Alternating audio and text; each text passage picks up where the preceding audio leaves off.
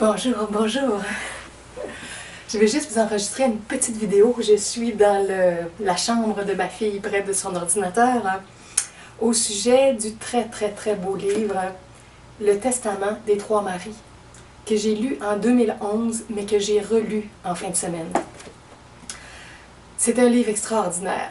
Pour les gens qui me connaissent depuis longtemps, vous pourrez facilement comprendre.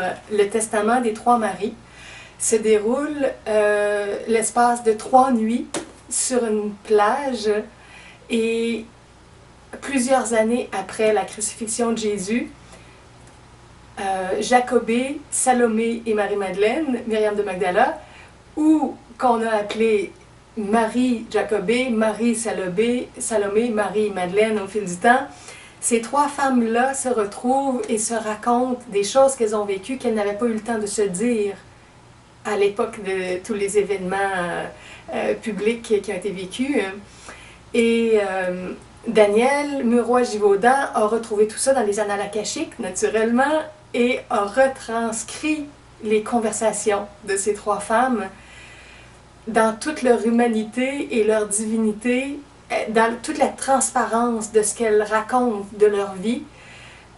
C'est tellement beau. J'ai des moments où moi je pleurais en lisant ça, mais ça c'est moi, vous possiblement vous pleurez pas, mais moi ça me fait cet effet-là.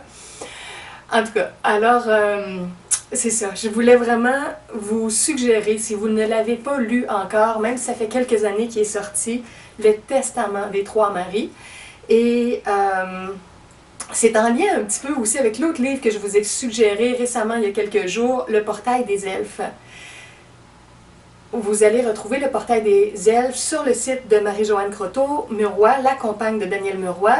Et son site, il y a un site qui a une erreur, on le met puis ça n'arrive pas sur Google. Je vous donne l'autre version de son site, c'est Intus-Solaris, INTUS-SOLARIS.com. Vous allez voir son nouveau livre, Le Portail des Elfes. Et tous les livres de Daniel, vous les trouvez, Le Testament des Trois Maries et ses 30 autres livres, sur son site à lui, danielmuroy, MUROIS.com. Le lien, c'est que Jacobée, qui est ici, c'est aussi une des incarnations ici. Pas Jacobée, Salomé, qui est ici. Salomé est une des incarnations de Marie-Joanne. Le nom plus araméen, au lieu d'être Salomé, c'était Shlomit. Donc, à la fin de ce livre-là, elle parle brièvement, vite, qu'elle a replongé en incarnation pour la vie de Shlomit. Mais ceux qui n'ont pas lu les deux livres ne peuvent pas faire le lien. Mais moi, qui avais déjà lu les autres livres, c'est évident que je pouvais faire le lien. Donc, c'est ça, Daniel Muroy, qui lui était Simon, un des 70 êtres autour de Yeshua autrefois, qui a vécu aussi dans la communauté essénienne dans laquelle Yeshua a vécu avant d'aller étudier au Carmel, avant de partir pour ses grands voyages, tout ça. Donc, il a des mémoires des temps christiques et Marie-Joanne aussi dans sa vie de Shlomit ou de Salomé, qui n'est pas la Salomé associée au roi, puis à la danse et tout ça. C'est une autre Salomé. Il ne faut pas confondre les deux. Je dis au roi, mais c'est un roi, Hérode, en tout cas, qui l'avait fait danser, qui avait fait couper la tête de Jean-Baptiste. Là. Ça, c'est deux femmes différentes. Donc, le Portail des Elfes qui raconte son incarnation dans le monde des elfes et ensuite, quand elle a passé au niveau des humains, bon, tout ça, c'est très beau.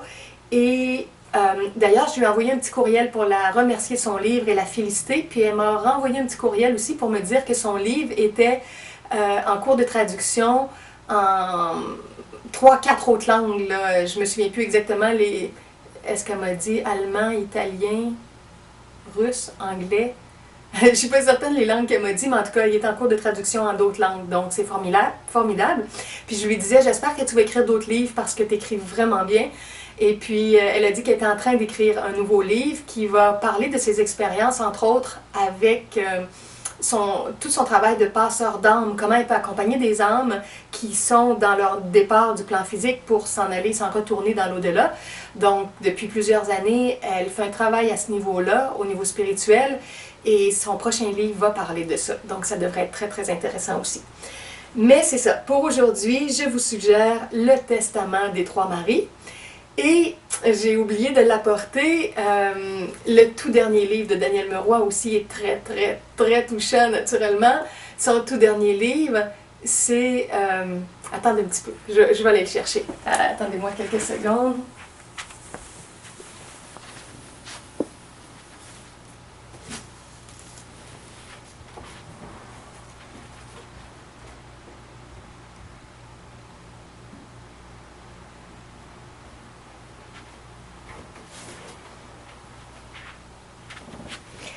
Je reviens. Yep, yep.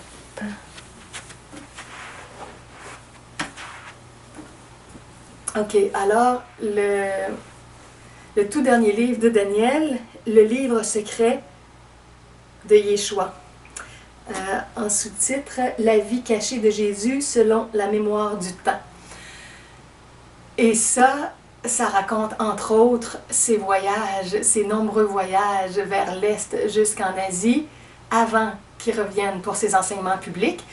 Et Daniel prépare le tome 2. Donc quand celui-là finit, il revient en Galilée, et là, il est dans tout l'état de conscience, tout prêt pour commencer sa mission publique. Donc il va y avoir un tome 2, mais j'ai aucune idée quand est-ce qu'il va sortir.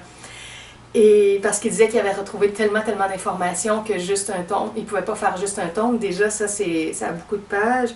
460 pages. Le livre secret de Yeshua, de l'époque où il a étudié au monastère du Carmel. Et après ça, quand ses maîtres ne pouvaient plus rien lui enseigner, il devait continuer son chemin. Alors là, il est parti en voyage. Alors bon, naturellement, c'est très beau. Moi, j'aurais aimé que Daniel fasse un petit peu plus donne un petit peu plus aussi de retranscription des enseignements que Yeshua a donnés avec les gens avec lesquels il était.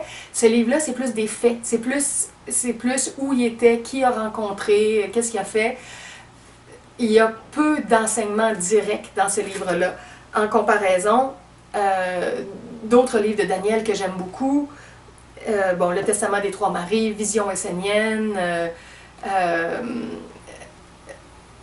de mémoire d'Essénien, on retrouve des passages intégraux des enseignements de Yeshua.